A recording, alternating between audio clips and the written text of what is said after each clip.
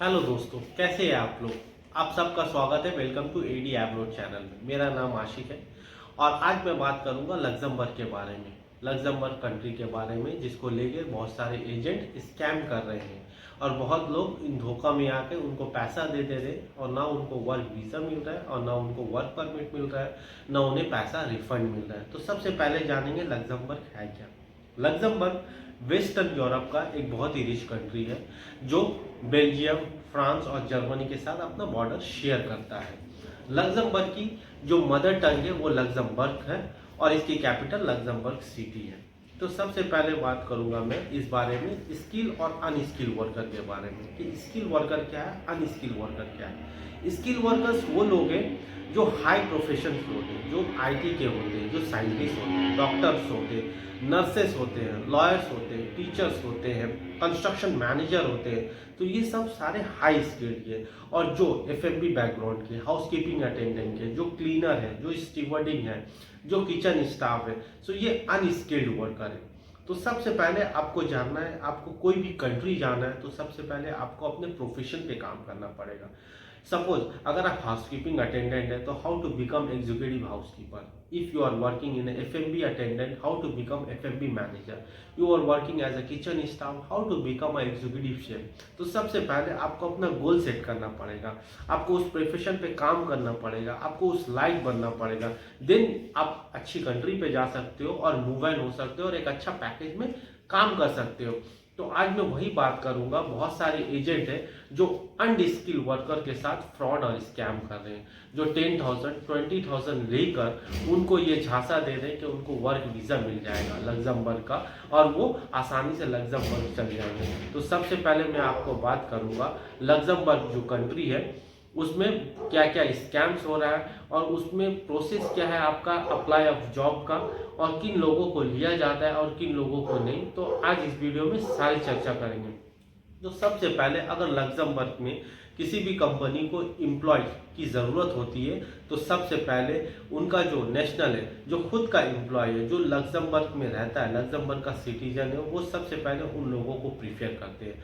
अगर वहाँ से भी उनका कोटा पूरा नहीं हो पाता है तो वो यूरोपियन कंट्री के लोगों को देखते हैं, जो यूरोप कंट्री में जैसे फ्रांस के, जैसे आपका जर्मनी के हैं, जैसे आपका और भी दूसरे यूरोपियन नेशनल के, उन लोगों को प्रीफर किया जाता है। अगर उसके बाद भी उन लोगों को नहीं मिलता है तो स्कैंडिनेवियन कंट्री से वो लोग लेते हैं, जैसे नॉर्वे, डेनमार्क, स्वीडन, फिनलैंड।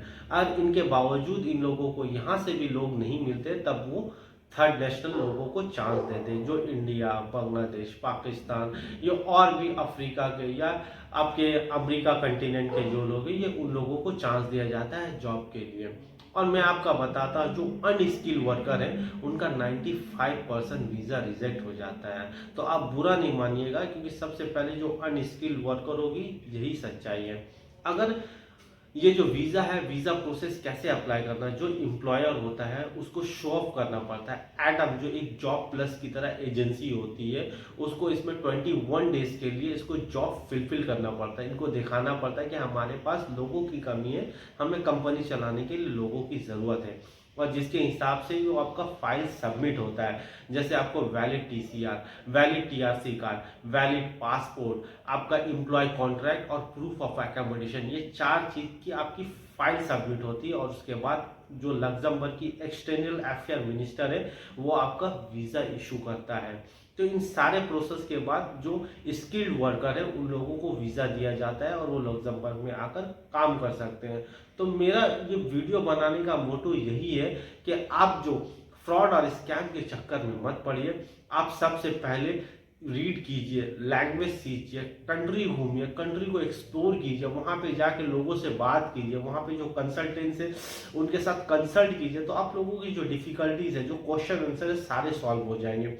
आप लग्जमबर्ग जाओ, वहाँ पे 90% लोग यूरोपियन है, जो फ्रांस और जर्मनी के हैं, क्योंकि लग्जमबर्ग में फ्रेंच और जर्मनी दोनों भाषाएं बोली जाती है। अगर आप लैंग्वेज जानते हो तो ये आपका सबसे बड़ा प्लस पॉइंट है और आप वहाँ पे काम भी कर सकते हो।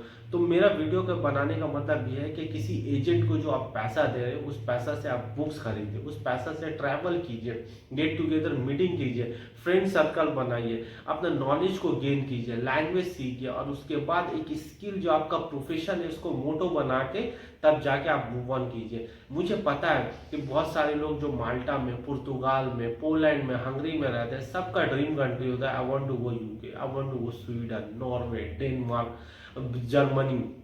So they move on a good country for the better life, for the better future, for the family. So I know because the third national country is coming for a dream to do a something. मैं यही बोलना चाहूँगा कि इस video के माध्यम से कि आप कुछ भी करिए सोच समझ के अपना पैसा को यूज़ कीजिए, क्योंकि क्या आपका पैसा है, कोई गलत हाथों में चला जाएगा, क्योंकि आप जो पैसा कमाते हैं ये बहुत ही डिफिकल्टी से कमाते हैं। तो सबसे पहले अपना स्किल सेव कीजिए, अपना मोटो सेव कीजिए, और अगर आप अनस्किल है तो अनस्किल को आप स्किल में कैसे कन्वर्ट करेंगे पहले ये सोचिए, उसके बाद आप मूव होंगे। तो मैं यही कहकर अपना वीडियो ख़त्म करता हूँ कि जो माल्टा, पुर्तगाल, जो पोलैंड और हंगरी में जो बंदे काम कर रहे हैं वो मूव ऑन होना चाहते हैं, वो मूव ऑन होइए, पर अपनी स्किल बेसिस पे काम के उसके बाद मूव ऑन हुई। तो हमारे जो रिप्रेजेंटेटिव दीपक सिंह है वो आपको नेक्स्ट वीडियो में बताएंगे कि नॉर्वे, डेनमार्क की इसमें कैसे जॉब लिया जाता है और कैसे आप मूव ऑन हो सकते हैं। तो आज का वीडियो मैं यहीं कहकर ख़त्म करता हूँ। जय हिंद।